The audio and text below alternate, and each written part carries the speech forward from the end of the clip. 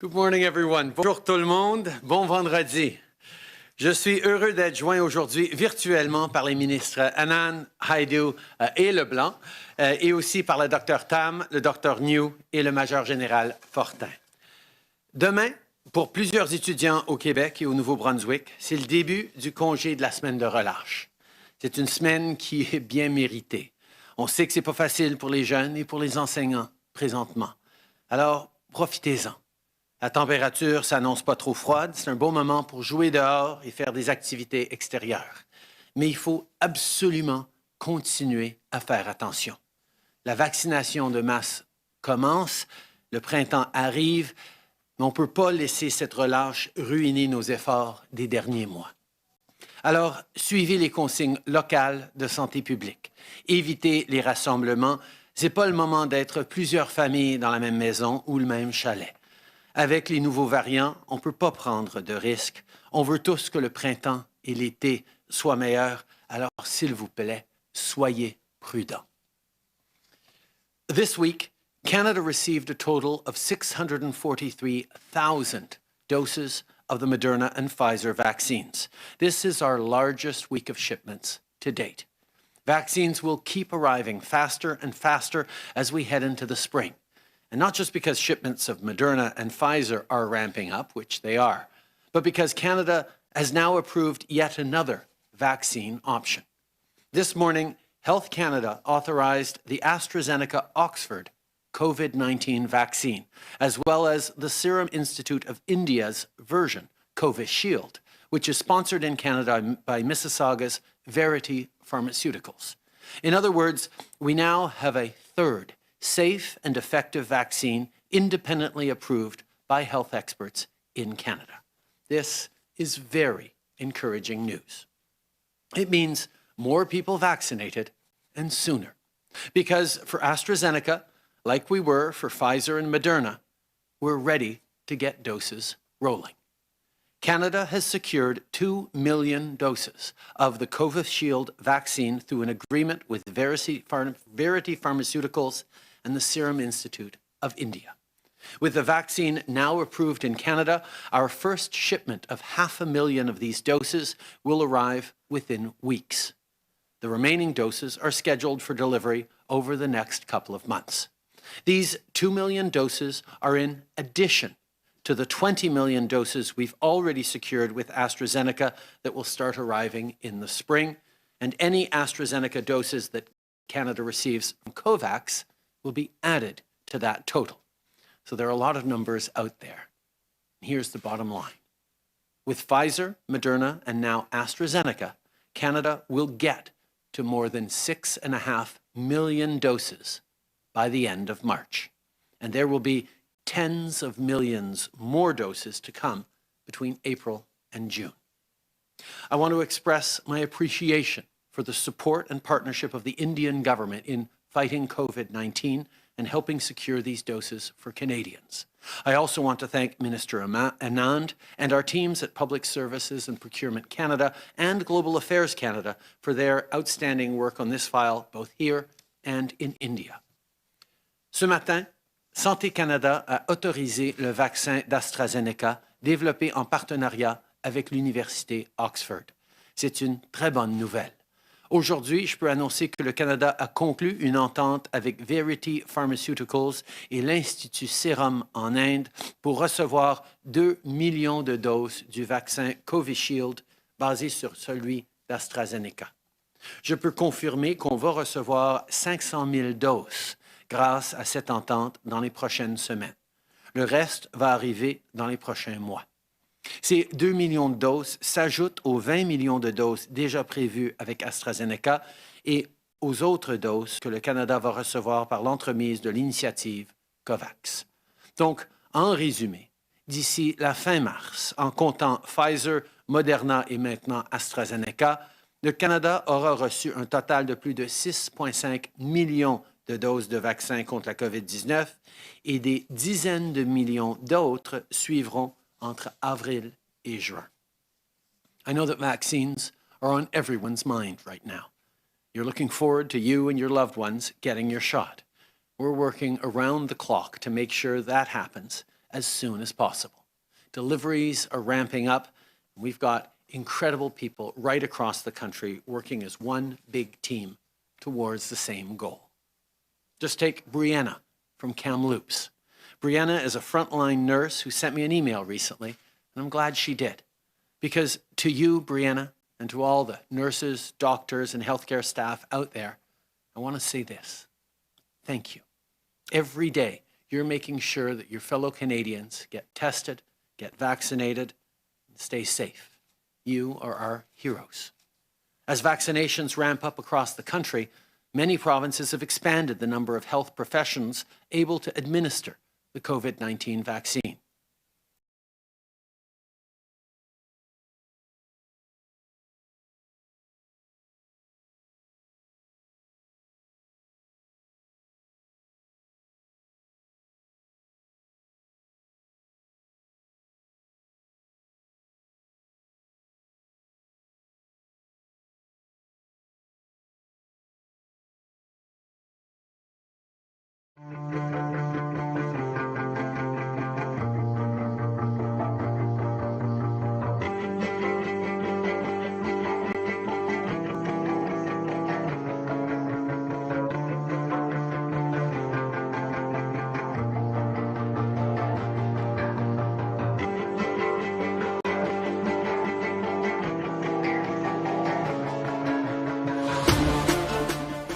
We are still speeding in the wrong direction, and the world has also emitted more than 200.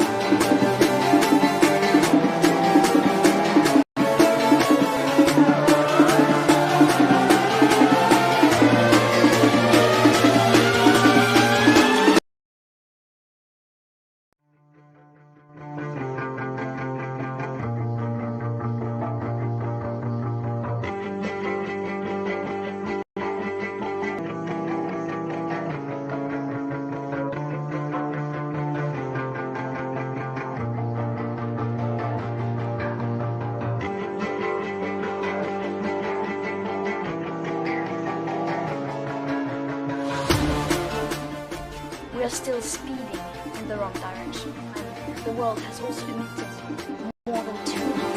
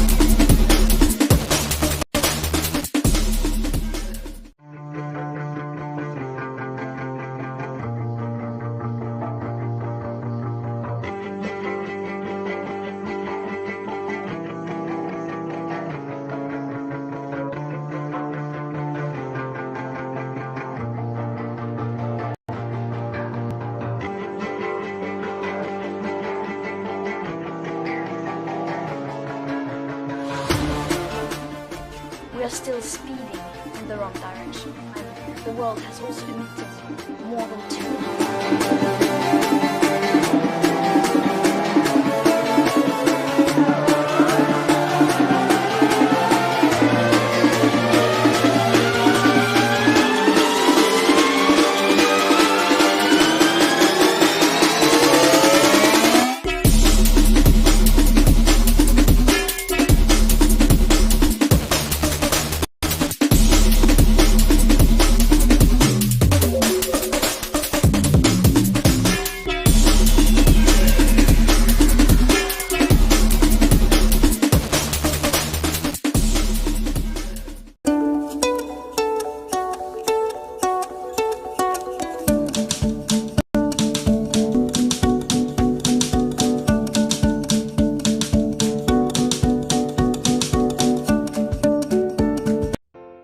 So, you want to change lives through a career in health? Waterloo can help. Choose from 2 faculties and 9 programs. Study a subject you're passionate about while working towards your dream profession. Stay on the cutting edge on a campus that's all about connections. ties with Sunnybrook Health Sciences Centre, Health Canada, Waterloo Region's Grand River Hospital, and more keep you on the front lines of today's most urgent health challenges. At Waterloo, you'll go way beyond the textbook. Help people living with cancer exercise, explore anatomy in our cadaver lab, become a trainer for a varsity athletics team, work with professors and researchers on their projects in paid or volunteer roles. Experience helps you find where you fit. And when it comes to applying to a professional school, it's what makes you stand out. Use our programs as pathways to health professions, including Waterloo's own School of Pharmacy and School of Optometry and Vision Science. This is more than a degree. It's the pathway to your future. And Waterloo's teachers, mentors, and advisors will be with you every step of the way. Who will you become? Waterloo can help you get there.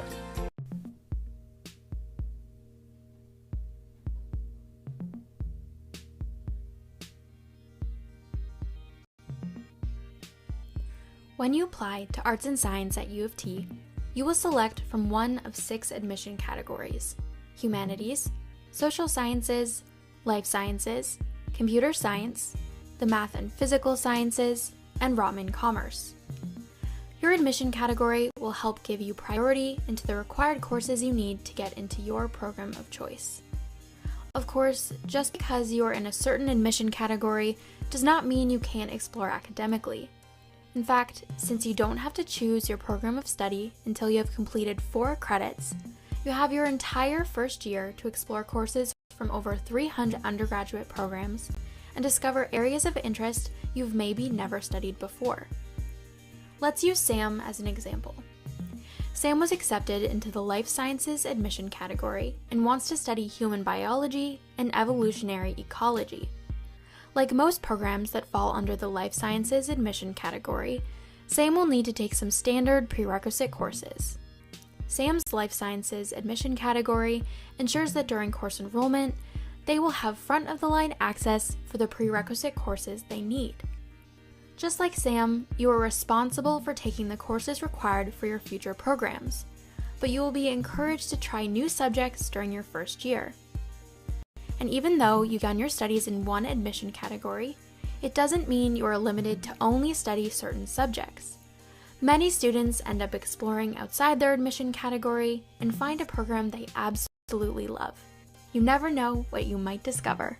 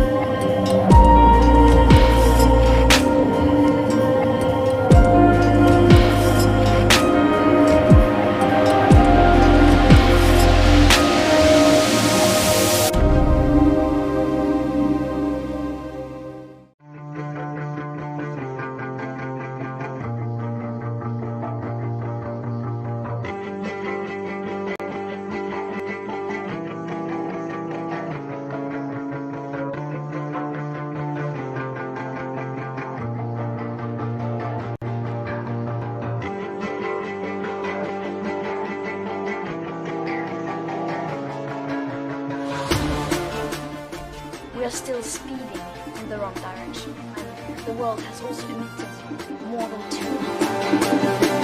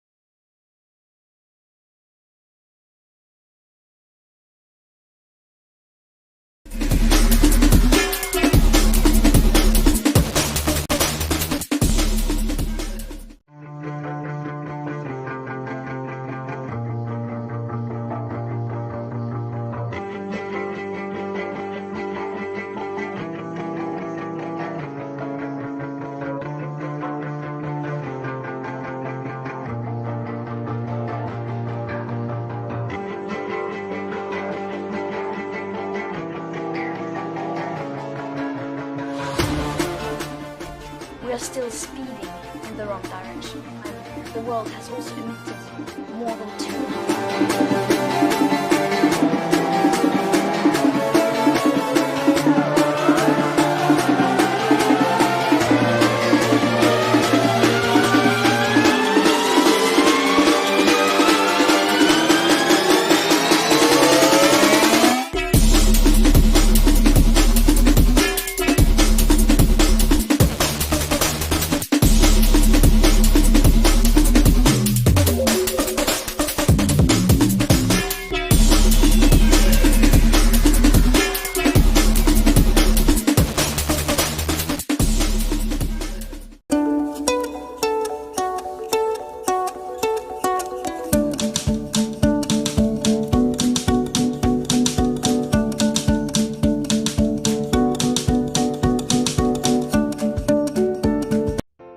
So, you want to change lives through a career in health? Waterloo can help. Choose from 2 faculties and 9 programs. Study a subject you're passionate about while working towards your dream profession. Stay on the cutting edge on a campus that's all about connections. Ties with Sunnybrook Health Sciences Centre, Health Canada, Waterloo Region's Grand River Hospital and more keep you on the front lines of today's most urgent health challenges. At Waterloo, you'll go way beyond the textbook. Help people living with cancer exercise. Explore anatomy in our cadaver lab. Become a trainer for a varsity athletics team. Work with professors and researchers on their projects in paid or volunteer roles. Experience helps you find where you fit. And when it comes to applying to a professional school, it's what makes you stand out. Use our programs as pathways to health professions, including Waterloo's own School of Pharmacy and School of Optometry and Vision Science. This is more than a degree. It's the pathway to your future. And Waterloo's teachers, mentors, and advisors will be with you every step of the way. Who will you become? Waterloo can help you get there.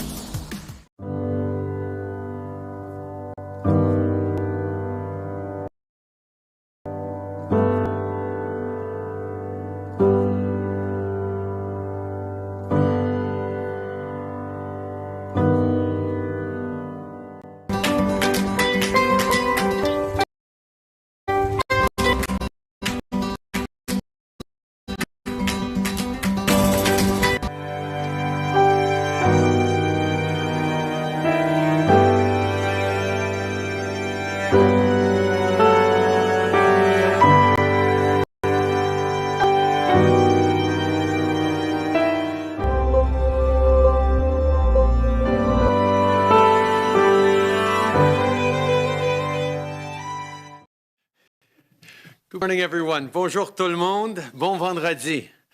Je suis heureux d'être joint aujourd'hui virtuellement par les ministres Anand, Haidu et Leblanc, et aussi par le Dr Tam, le Dr New et le Major général Fortin. Demain, pour plusieurs étudiants au Québec et au Nouveau-Brunswick, c'est le début du congé de la semaine de relâche. C'est une semaine qui est bien méritée. On sait que ce n'est pas facile pour les jeunes et pour les enseignants présentement. Alors, profitez-en. La température s'annonce pas trop froide. C'est un bon moment pour jouer dehors et faire des activités extérieures. Mais il faut absolument continuer à faire attention. La vaccination de masse commence, le printemps arrive, mais on ne peut pas laisser cette relâche ruiner nos efforts des derniers mois. Alors, suivez les consignes locales de santé publique. Évitez les rassemblements.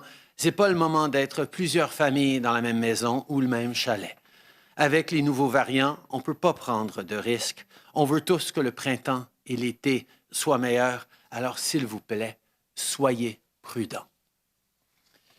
This week, Canada received a total of 643,000 doses of the Moderna and Pfizer vaccines. This is our largest week of shipments to date.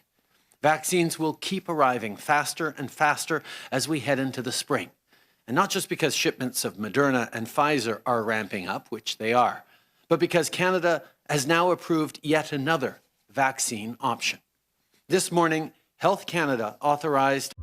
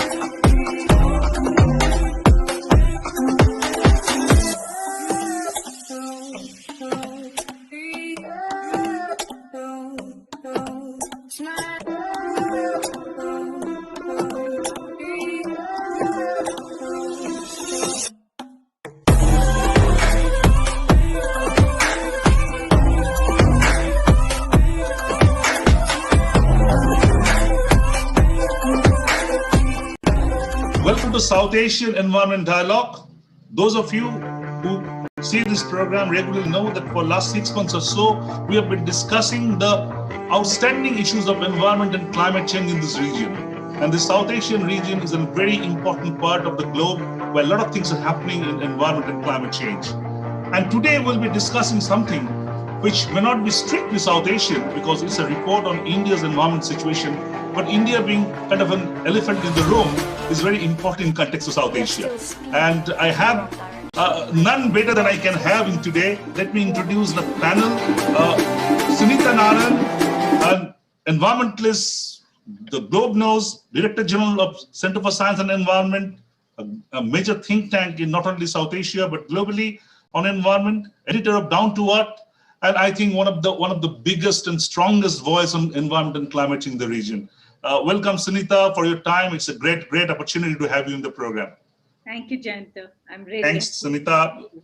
We know each other for a long time, and this is a real opportunity. And I have with me Visha Mohan.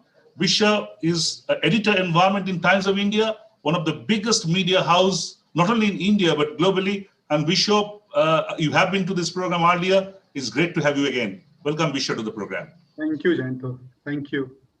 I have with me Kalpana Sharma. Kalpana Sharma is she's an independent journalist, columnist, author, on environmental and developmental issues and as well as gender. And more importantly, she co-edited the first edition of this report. I think it was called Citizen Report at that point of time, but she co-edited it. So it's great to have you, madam, and let know from you the kind of a background, why you started it all, and when I think even the Minister of Environment was not formed. So that's something really to know from you. And the last but not the least, I think the very important person is Richard Mahapatra.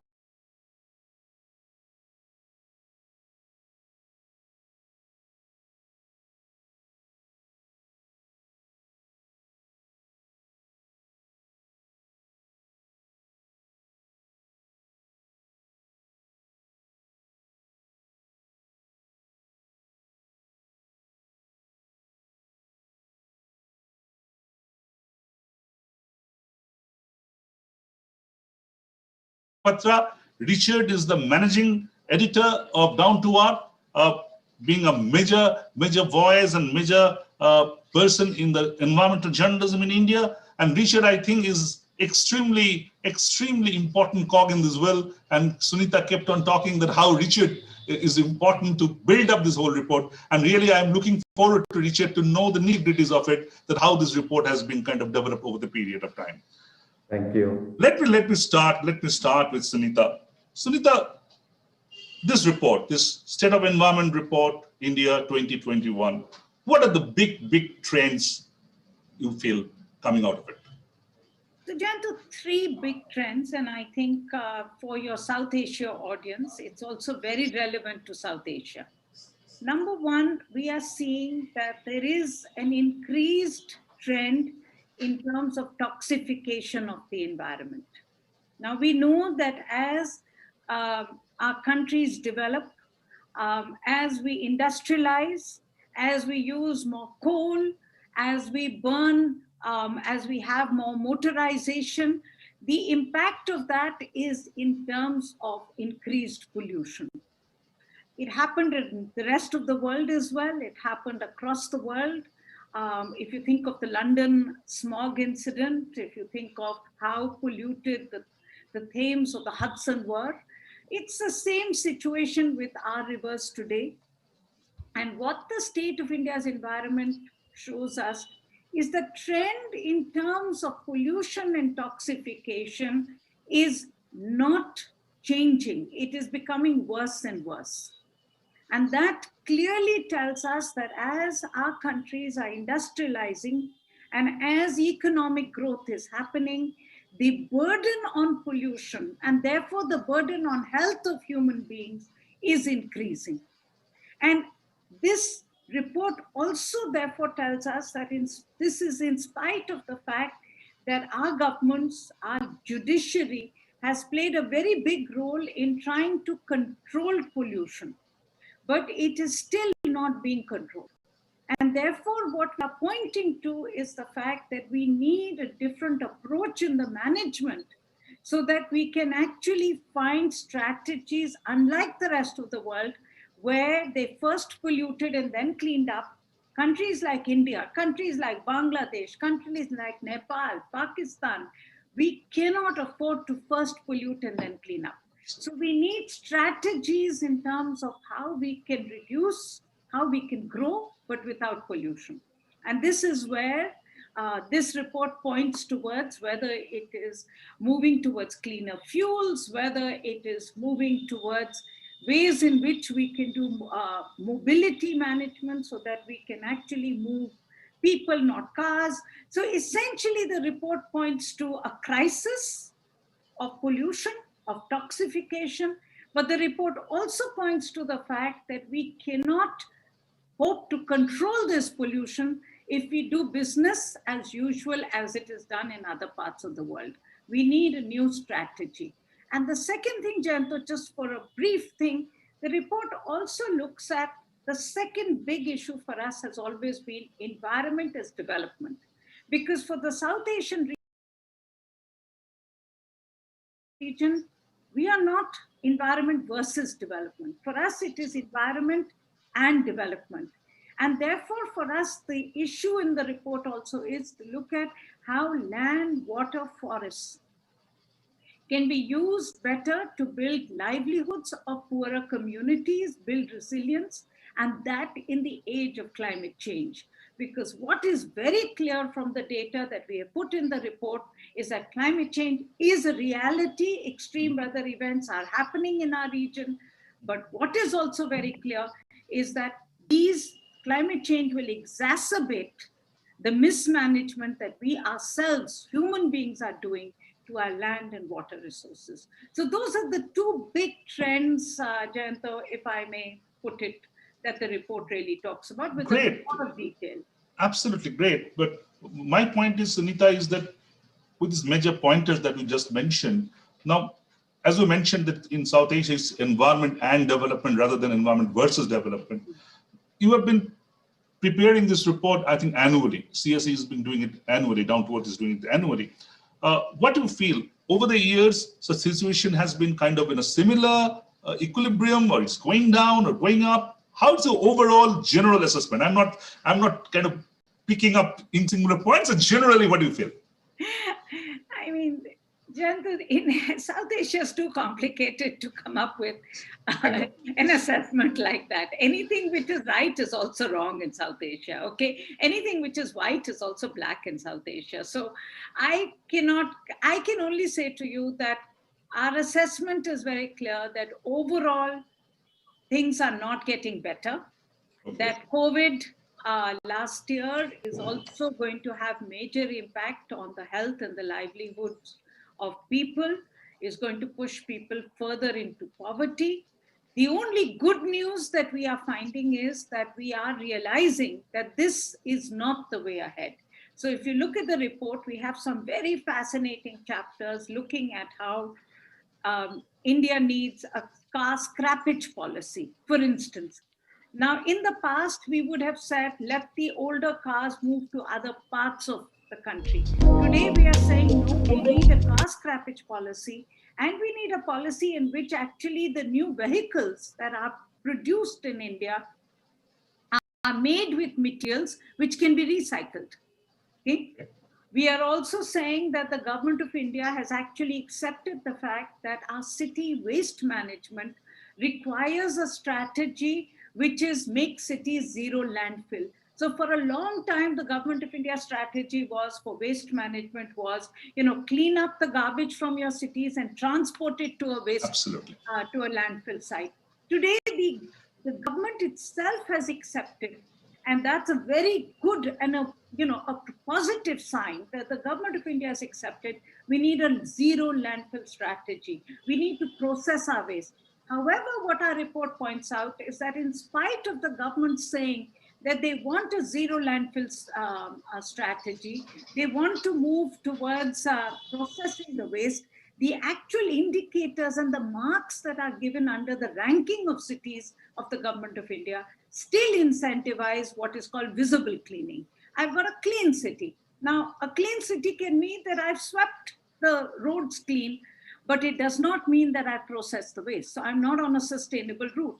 So I think what the report points out is both the problem, but I think more importantly, the SOE 2021 talks in every chapter on what is happening in terms of the implementation of the solution and how are we moving towards it and what more should we do. And I think that's what we must now focus on, the solution, the practice, and the implementation. Absolutely. In fact, I come back to you after kind of having a quick round with others, but let me kind of mention the overall SDG score. The Sustainable Development Goals score in India is 60. Is 60 as per the report out of the 100. What do you say? It's a kind of a in between. A moderate kind of score, so that's been reflected also on the report. So let me go over. Government of India data. This is Government of India data.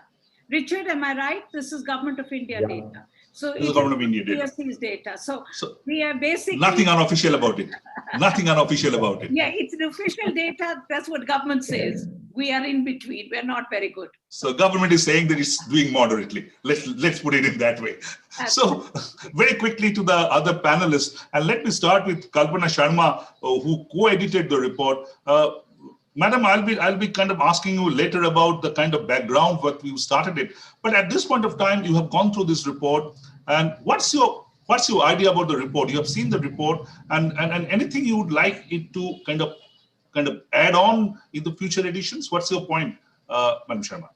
Yeah, well, very briefly, let me say that first report, which was in 1982, I was not part of the process from the beginning, but I did come in to edit it. And for me, it was like a schooling in environmental journalism to be working with someone like Anil Agarwal. And I think the important thing in it was that it was a citizens report. And let me just explain why I think that is really important, is because when we discussed, for instance, the focus of the chapter on energy, I had presumed it would be, hydropower, thermal power, etc. Anil was very firm that it should be cooking energy, because he said that is what actually is the need of the poorest and the majority of people in this country. And also it's a gender issue, because it is the women who collect the fuel. And I've always remembered that in all the years that I've been writing on environment, this is a perspective that we need.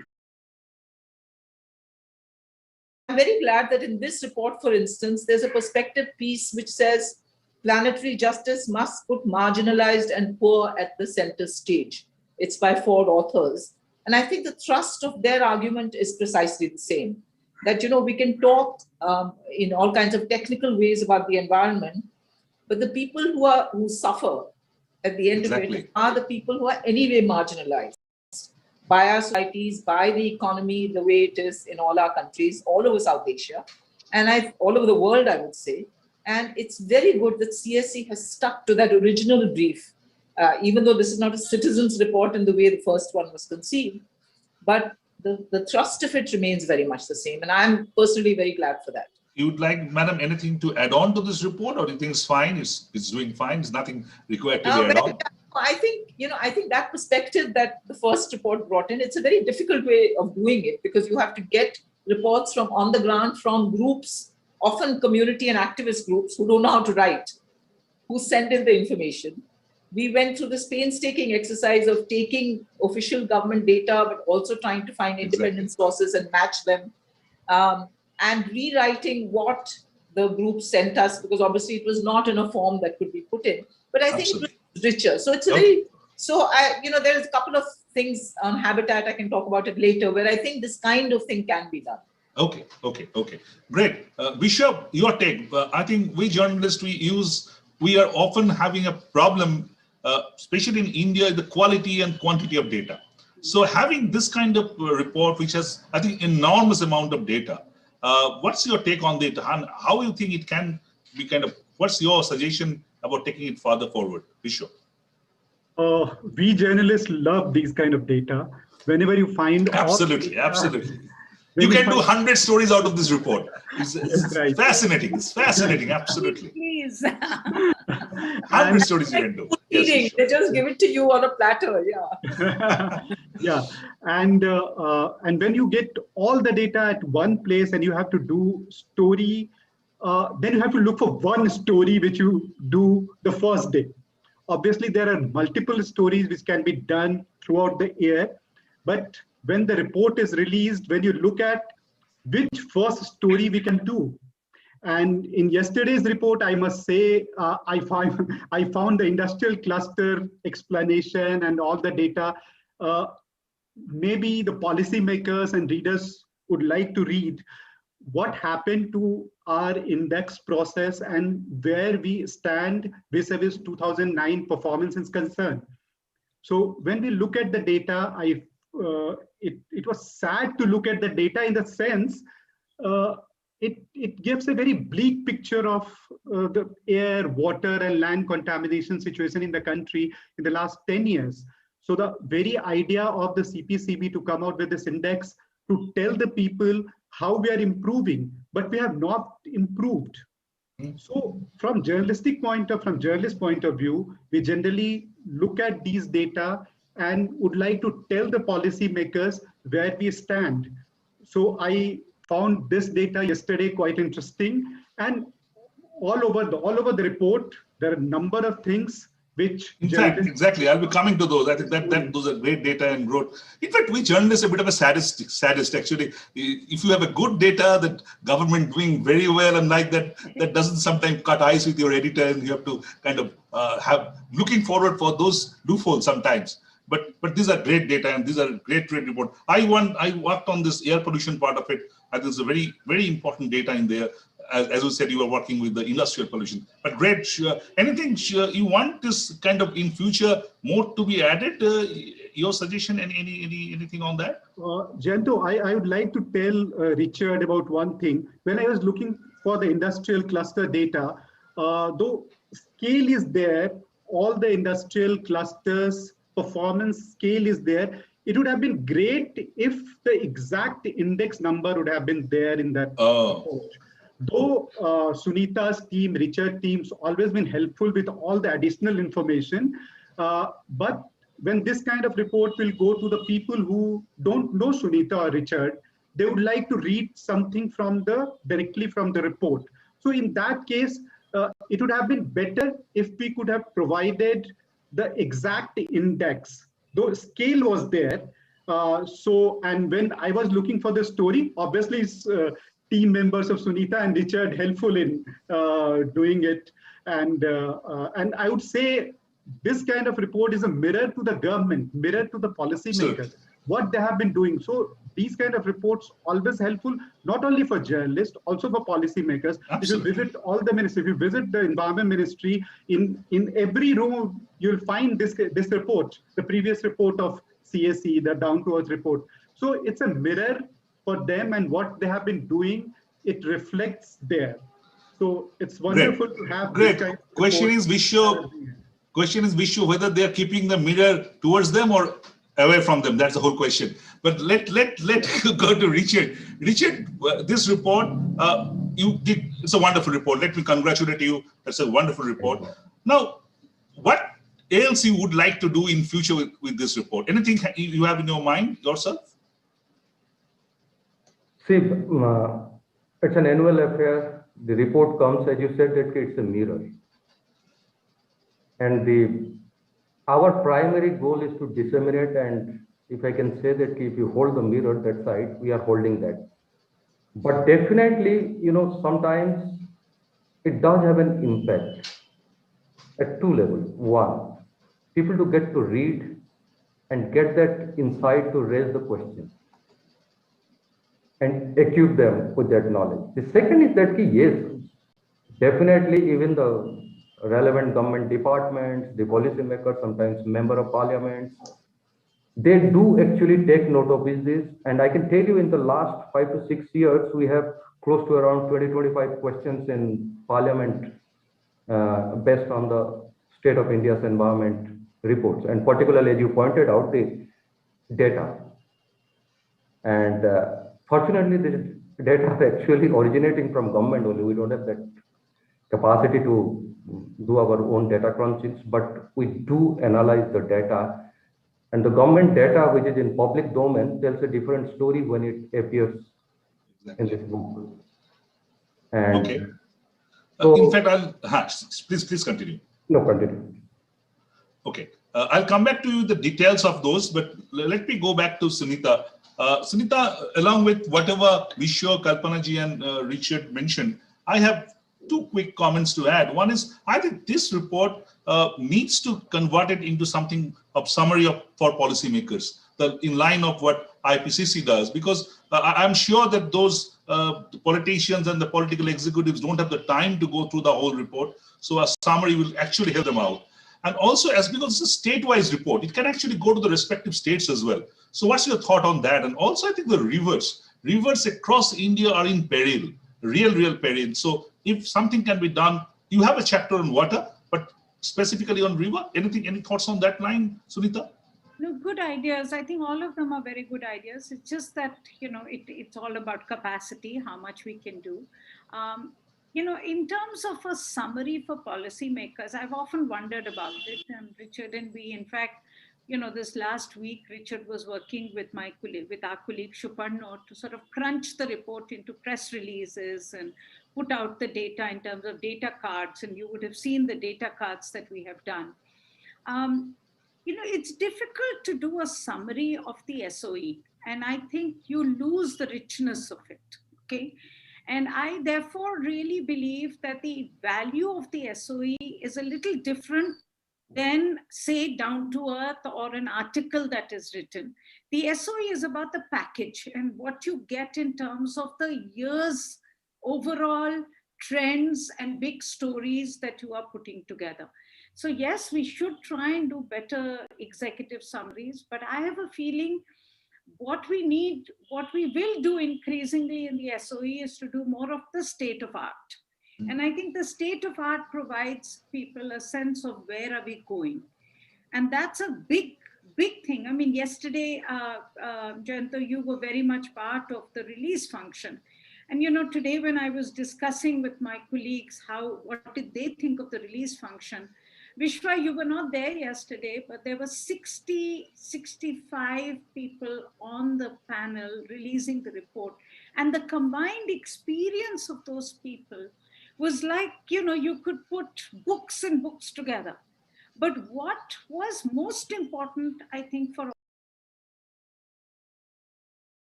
all of us was to understand how the SOEs had influenced.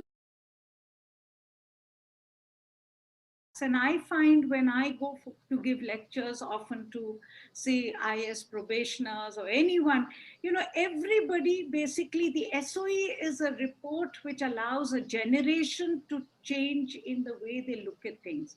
And I think that's where the perspective that Kalpana talked about to me is most important. Because I am always, and Richard and I work together very closely on this, because I'm always very worried, Jayanta, that environment is becoming more and more of a techno issue. And people are basically looking at environment without the politics of environment. And therefore, if you look at the whole breed of environment, what I call the middle class environmentalism, which is growing in India, it has no politics. It doesn't understand the issue of environment as Kalpana does, or you do, or Vishwa does, which is about the politics of environment, about the marginalization of people, about the right to take decisions of the poorest, about the need to look at not in their backyard. I mean, I'm finding it so bizarre today, Jayanta, that I'm getting this backlash from middle-class environmentalists about farmers. And, it's the farmers who destroy the air pollution of Delhi. And I will not name the person. Kalpana knows him very well, a very senior journalist, writes for Vishwa's paper, a very, very, very, very illustrious columnist. He wrote a recent Sunday column where he said, oh, look at these people, the farmers destroy air pollution in Delhi. How can you be protecting them? And I can tell you, Jayanta, this is the same person who, when we were taking on the campaign against diesel cars, he fought us to say diesel is not a pollutant and I have the right to drive. So when it comes to middle class, it's all okay. I have the right to drive. I have an SUV. It's a Mercedes-Benz, and so it's clean. But the farmer doesn't have the right to pollute. Okay? So I think it's very important that we continue till as long as we can, Jayanta. I think the most important thing for us in CSC, in Down to Earth, is to make sure that as long as we can, however strong our voice is, and it will not, the new market forces are very, very strong, but our effort will be to keep this question about justice, marginalization of the poor, and the politics of environment as strong as possible, in spite of all the efforts against us. Great. Before I let you go, Sunita, a very quick response from you.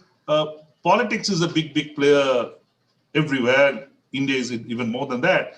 Many elections coming up in various states in India. There's a report being reflecting on each of the states. But we find our experience is hardly these data get reflected either in the manifestos or in the campaigning process. These are being kind of an outsider, but these affect the people. Janto, I think we should stop asking that question. And if you have any experience, please look at the bitter experience we have in Delhi. As soon as air pollution became politics, it has become vile. It has become vile. Okay? Everybody is pointing fingers at each other. Okay? Our chief minister doesn't waste any time in saying, I am clean, but it's the farmers of Punjab who are dirty. Okay? So let's be very clear. I think at this time in India, I would have two messages. One, I think the politics of India have reached such a low level. I'm sorry to say this, and I think this is not just India, but across the world, that I would prefer environment to stay above the politics rather than within the politics. Okay, number one. Number two, I think environment is in politics today, because environment is not about anything outside everything that political parties care about. They care about water. They care about farmers. They care about doubling the income of farmers. They care about sewage. They care about cities. They care about worker rights. I think political parties are very well aware of environment. It is always in the manifesto. And I don't look at the manifesto in the environment section, because the environment section is very, very bland. Okay? I think you need to see environment as it gets integrated into the development agenda of this country, into the development manifesto of the political parties. I think the more exciting part of it for me, as somebody working in the field of environment since the 80s, is I have no doubt that environment today is center stage, that environmental issues are on the political agenda today. We may not call it environment, but they are definitely part of it. They are environment. They are very much there. Very much environment. And I would prefer that we look at environment from the development perspective. Absolutely. Rather I than think just look that's at absolutely great. I think, thanks, Sunita. I think great opinion. And let me go to the others to have the options. Janto, Let me go I will to. need to leave you now. I know. Thank you for your thank kind you, of Vishwas. observation Thank and you, comments, and Kalpana. I'll come back to you and you again and again. We will Thank come you, back Sunita. again. Thank you, Sunita, for your time. Let's go to Richard. Richard, I'm looking at the All India report. Let's go to the deep down in the report. Sunita talked about the broad trends. I find that there are 16 indicators in the Indian part, and here we find that the hunger is India's score is 35, gender 42, and life below water is 14. Sorry, no number is there. And overall, India is 60. How you see this report in the developmental perspective? Sunita just mentioned environment to be part of the development. How you see this report in that context? See, first one, if you just go by the index, the ranking for a country which we claim to be the fastest, one of the biggest economy. I think it doesn't look good. The rank is actually not middle way. You know, a ranking of 60 doesn't put you in the middle. And for a country like India, the middle is also not suitable because we have hardly 10 years to go to meet all these things. Now come to the other part. What does it indicate? Since yesterday, many people are asking that, suppose the states that are really registering great economic growth are featuring much below in human development indices. Why is that? I think that's the question. So I think this report has clearly said that, and I can tell you from the experiences that from the last 10 years, we don't find any link between the economic prosperity of the country, that's past trend, and the human development. What does it indicate? It indicates precisely one thing, that your economic prosperity is not leading to the prosperity on the basics of a certain group of people.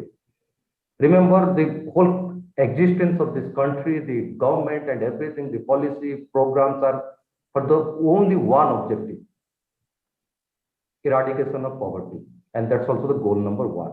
And we are not doing that. And poverty is not just an income poverty. Many other... Richard, sorry to interrupt you here. From ages, since Madam Indira Gandhi's time, poverty eradication is the point every political parties are making. And Even here now, we find the score is 50, hunger is 35, while the I think the economic development is 64.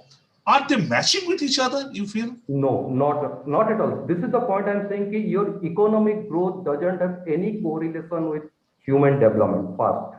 Second is that who is a poor in India? If you look at it, it's very startling. Like last year also we reported about. Poverty is getting chronic. And remember, this is defined as a level of poverty where you transmit your poverty to your next generation.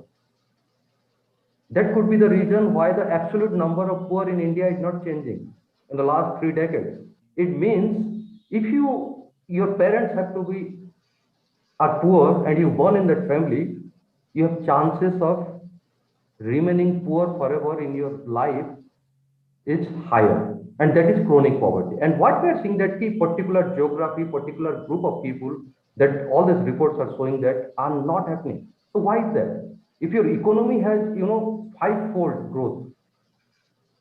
And Richard also here, I think this report saying that, sorry to interrupt you again, this report is also saying that due to COVID, you have the new group of poor, and the climate change is also triggering new group of poor. So you add on to that already poverty that you are having. So things are not very rosy, not very hunky-dory. Yeah, very much. If you just remember, last time India had stopped calculating its poor since 2011, and that's a global problem. So I'm not touching that. So we don't know who is the poor. But last year we were supposed to have last year, the official estimate of poor in the country, the report was leaked, but was junked. And what that leaked report showed, actually poverty. Okay, let's take this point to Visho and Kalpanaji, and then I'll come back to you for the other parameters perhaps very quickly.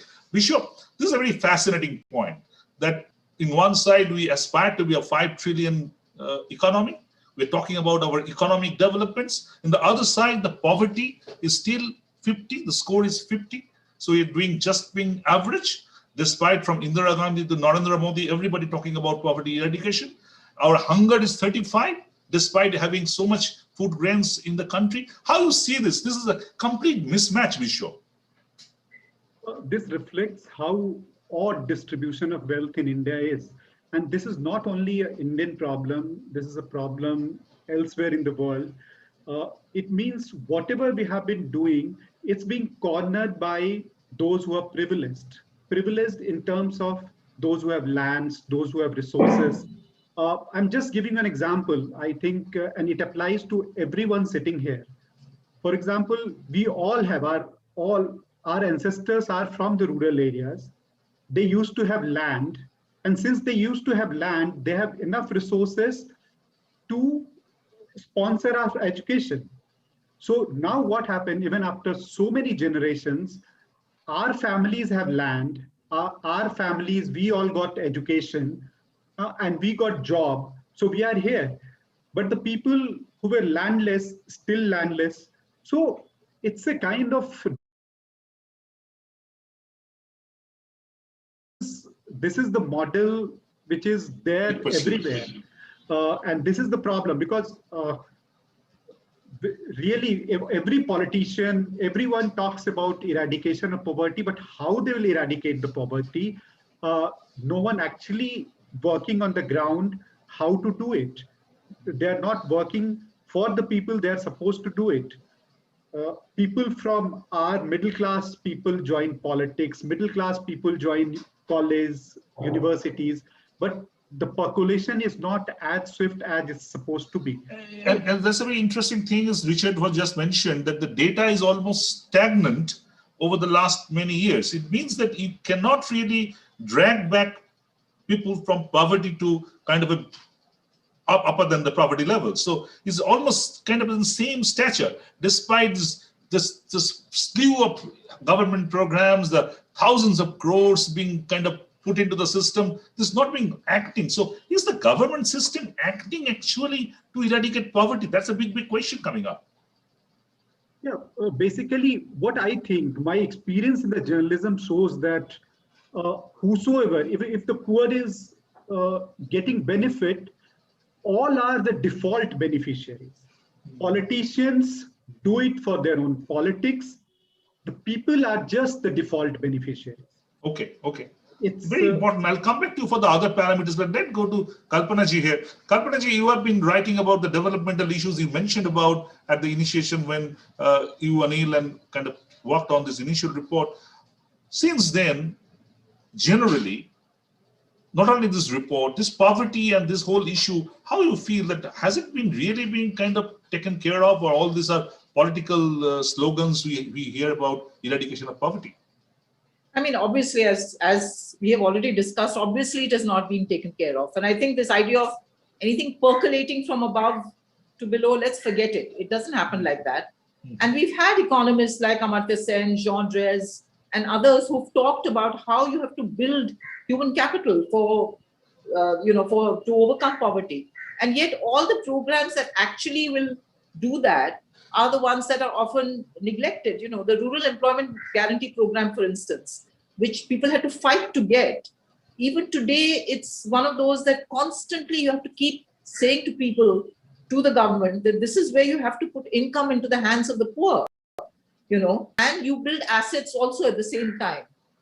So it's not charity that is needed. And at the same time, even, this thing of skill development, who are you doing this for? So dole politics is not working.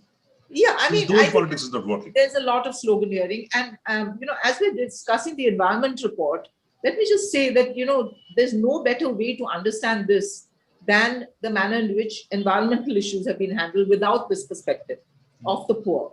Because in 1982, there was no environment ministry, but there were slogans about the poor. I mean, we've always had this thing in India of talking about the poor. In 2 years after that, we had Bhopal, which is still considered the worst industrial accident that has ever taken place. Bhopal was illustrative of precisely this, of a policy of location of hazardous industries where you did not pay any heed to the fact that there was a poor colony right on the doorstep of Union Carbide, where the majority of the fatalities took place. And to me, it's appalling that today in this report on the whole issue of industrial pollution, we're back to where we were. Exactly. Absolutely. And not just a number that there are 88 clusters where are these 88 clusters? I will tell you, the majority of them will be where there are poor people living. Exactly. They are Absolutely. the ones who You hit the nail. Let's bring Richard here. Richard, this is fascinating. What Kalpana is just mentioning, that if you look at the kind of industrial sectors, Bishop spoke at the beginning about his report on the industrial sector, and Kalpana just mentioned that you look at the poverty, you'll feel that they are kind of superimposing on one itself. What do you take on that? We had a Bhopal, but it really didn't kind of cater to the kind of reaction or response, institutional response, so to say, what we should have happened. And what are the other red lines of the report, as you find? Very quickly, Richard. I think another red line, this is being still we are in the middle of the pandemic, as it has opened also with a special pull-out in the section on the pandemic. Like all the challenges in the contemporary world, whether it's climate change or the pandemic or anything, these major global events do have class and caste bias. They impact the poor the most. So if you look at it, the fault line, as I said, that the pandemic, whom did it actually impact the most? And as it pointed out, you have a new chip, you are adding new poor to the already large section of the poor. Second, like we are creating a pandemic generation, as this report shows that, quoting various studies, that by 2040, those who are born now will be joining the workforce. And that workforce will be actually stunted. And why is that?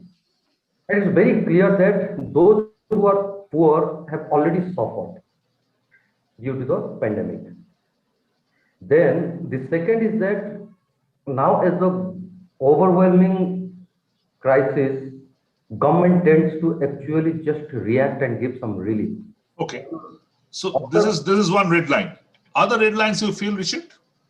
The other, I tell you, means come to this. The other, I think the big one is that overall ecological degradation that this report points. And why I'm telling you it's a red line, it's not just that keep pretty trees and tigers kind of things. It's because India's biodiversity definitely in peril. The degradation is too high. And why we should be concerned is that this biodiversity is the main economy of India's poorest communities. So these are all linked. These dots are all being linked.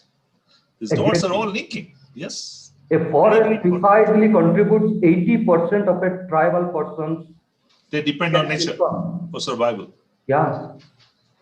Okay, I think two very important points. I'll come back to you, but let's go to Bisho. What, according to you, are the red lines or the real point of concern from this report, Bisho? Look at the basic issues, just basic issues: air, water, soil contamination. If you look at and look beyond industrial clusters, air pollution is there. We all are facing it. We all breathe foul air. Even politicians and policymakers breathe the same air, which poor breathe. But still, they are not working on it. So this is horrible. If you look at Delhi's situation, and not only the Delhi situation, the entire Indo-Gangetic plain, the same kind of topography and same kind of problem, they're actually not working on it. One policy decision leads to another policy decision, leads to another policy decision. As Sunita earlier pointed out, politicians are actually not working on it. Though there is a lot of awareness due to air pollution, water pollution and all. So people, through their voices, people have started asking questions to politicians. So now they're just responding to it in a very, very sketchy manner. So I think whatever these data shows, it reflects that we are not at all working on addressing those issues. Okay. The basic issues of air, water, land contamination, we are not actually, we are not. And I'm just giving an example. We had, Sunita also pointed out about the farmers' involvement in air pollution and all. I can give you an example why farmers have started burning stubble. In fact, we introduced the policy under which they have started, they switched over from the wheat to paddy cultivation.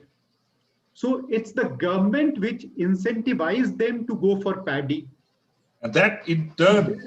Thereafter we introduced, once we introduced paddy, then they will have to depend on the extract water, more and more water. When we started depleting water, what the government did in Punjab and Haryana, they came with a law which says that before that period, you cannot sow paddy.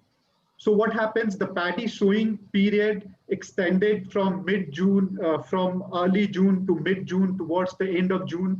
And when they have started doing this, the period between the next sowing and the harvest is so little that they have to depend on burning of paddy. So policy decision will have to take care of all this. We cannot blame the people who are actually doing it. Exactly. I think very important. I'll come back to you, final kind of question round. But before that, to Kalpanaji. Kalpanaji, according to the red lines, for example, gender equality, all said and done, is still only 42. The score is 42 in gender equality. What's according to you, kind of, are the red lines in this report? Listen, we can make a whole program on gender equality, which is, it's a chronic situation in this country, frankly. Every day there are reports which show you that violence against women is it's like a pandemic, frankly, both within homes and outside. But let me give you two things that I feel very concerned about, which this report brings out. One is the whole question of habitat. India is urbanizing. I live in the biggest city in Mumbai. And again, everybody talks about rehousing the people who are in the urban poor settlements. So there have been programs. Now, because of global warming and because there is money coming in, the government of India has launched something called the India Cooling Action Plan, which is very laudable in order to construct houses that do not require energy to cool them. So you have that on the one hand. On the other hand, all the government programs, whether it's central or state government, have continued to build these houses for the poor, where they're worse off than when they were living in their huts. Because there are in Bombay, there are these 7-story structures with hardly 8 feet distance, no place to breathe, and often located right next to a dump with poisonous fumes coming, and this is atrocious. To me, this is the root of what I'm saying. The development policy is naam ke vaste, for the sake of it. It does not actually look at the needs of the poor. So if you want to rehouse the poor, surely you have to look at the livelihood, and there should be a qualitative difference in the way they live. And here we are finding that people are actually much worse off than they were. So that is one, I think. And the other thing I think is the whole issue of environmental regulations, and how now, just because of COVID and there's a downturn in the economy, there's this thrust to try and revive the economy. And the solution for that is to dilute the norms that are already there. Now this report shows that even the norms that were there are not being followed. If between 2009 and today we have these industrial clusters, what are we talking about? So I just feel the whole thrust. And so more compromises. And let me say a third thing, because a number of us are environmental journalists. I think we must look at the fact that the space in the mainstream media for the kind of reporting that did take place during the 80s and the early 90s on environmental issues, which all led to advocacy and pressure on government to try and change things, has virtually disappeared. So pollution has not disappeared, as the report shows. Environmental journalists are very much there, and they are not finding the space. And many of the environmental journalists today are still those who Anil Agarwal trained in those early years to ensure that. So I think, the media structure in a democracy, where how do you put pressure on government to change policy? Okay. So let's go to Richard for a quick round again. We are talking about the negatives, but there are some positives in the report as well. Everything is not black. I can find that there's a score of 72 in the number 16, which is peace, justice, and strong institutions. There are other good scores as well. 88 is the score in clean water and sanitation. So there are a few positives as well, Richard. Yeah, definitely. I think on the institution part, India definitely, you can, whether I should say in past tense or present tense, but definitely I think we have good institutions, division of work, the judiciary, the executive, legislative, and many institutions have been created, whether they are effective or not. These rankings are, if you look at it, that institution per se, the presence, existence of an institution, that's why on this parameter we always score quite good, that way. So we cannot compare. And also on the water and sanitation part, has a very good score, 88. Yeah. Sorry, which one? Water and sanitation. Yeah, and water and sanitation. See, remember the Prime Minister taking a personal interest in and the Swachh Bharat mission, and that was a global SAM for so world's largest number of people defecating in open in India, and apparently we attend the open defecation free status a year before in 2019, but that could be the reason why the rank is good. And also energy, I think 70 in energy. But the report has pointed out one thing that we must tell you again, that like what Kalpana ji is saying, that the state of India's environment report always keep that last men and women, and particularly in case of sanitation and water, the last man has to be Gandhiji's a woman. Exactly. And if you look at it, the report has very clearly said that the easiest part of building toilets has been achieved. Now what about getting water to use it? Okay. Whether women will now walk 700 kilometers now a year just to fetch water for the toilet, extra to the fetching the drinking water. So it's adding another 700 kilometers. Richard, very quickly, we are running out of time. Is that energy? I think your score is 70. Do you feel it's a solar to do about something about it? The kind of dominance of solar and the government kind of policy on solar, going big on solar, is to do something about this score of 70? Yeah, the energy basically has scored this much for 2-3 reasons. Yes, definitely the focus on the renewable energy, and particularly, to decentralize it and these things, it's minor. That's it. I mean, But very quickly, the Ujjwala scheme and the cooking, oh, okay. that declaration itself actually checks off your ranking. Okay, that puts it up. Okay, great. Very quickly, we have just 5 minutes. Let's start with Vishwa first. Vishwa, how you want this report to be utilized by the government, and what do you think needs to be done to push government to kind of utilize these findings? Because these are very, very important findings, not only on environment, but as Sunita said, everybody said, on developmental sector services as well. What's your thought about it? How government should use it? Yeah. I think the report has come during the pandemic year, and when a lot of parameters have seen a drastic change so just look at it as a base year and try to build from here. Okay, so, great words. Every policymakers use it as a handbook, look at this data, and now start rebuilding India in a different way. Look at it. Because it's their data only. Because as Richard and Sunita pointed out, it's government data. So it's not really that this is something unofficial or some NGO data. It's a government data. So nothing unofficial about it. So they should look at the data very, very closely. Great words. Kalpana ji, your take on that? How should government utilize this report? Well, you yourself have said this has got government data. They already have access to it. So there's nothing new in that. I think what can be the way the pressure can be built on the government is for environmental journalists, and I really repeat this, that they pay heed to what is in this and investigate each of these things, whether it's industrial pollution, whether it's habitat, whether it's sanitation. As Richard said, you have data about toilets, but how many people are using them? How many women are using it? This is what has to be written that has about. To be done.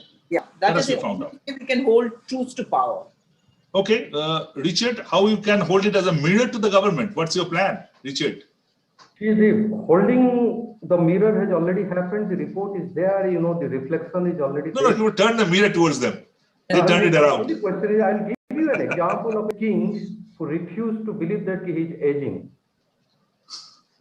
And suddenly one day he looks at his own photograph in his bedroom, and that photograph is aged. I think I can tell you to what Vishwa also told, that let's take this pandemic, post-pandemic year. Post-pandemic. Because the pandemic we have taken us back 5 years to 6 years in all the major development indicators.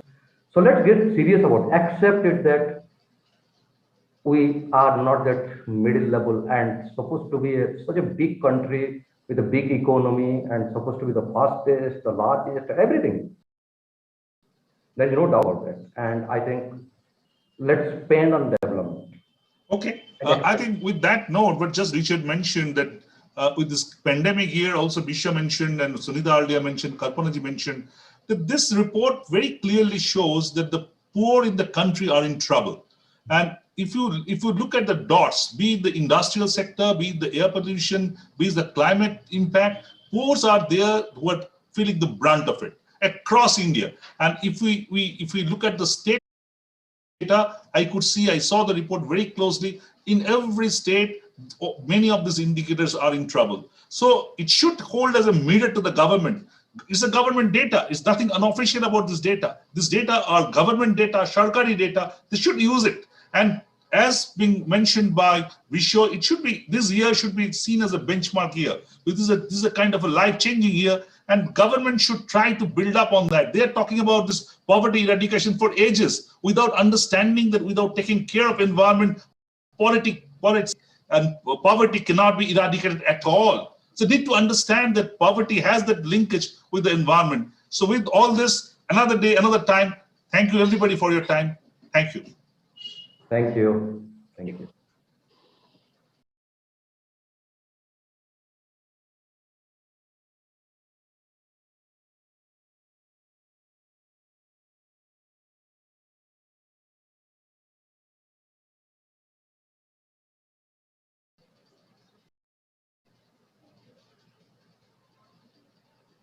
Welcome to South Asian Environment Dialogue.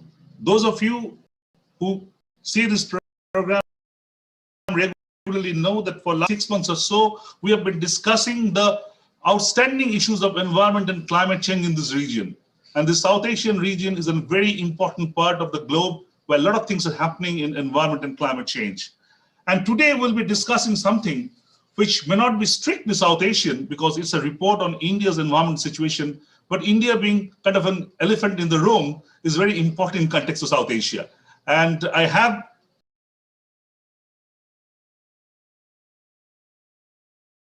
none better I can have in today. Let me introduce the panel. Sunita Naran, an environmentalist, the globe knows, Director General of Center for Science and Environment, a major think tank in Northern South Asia.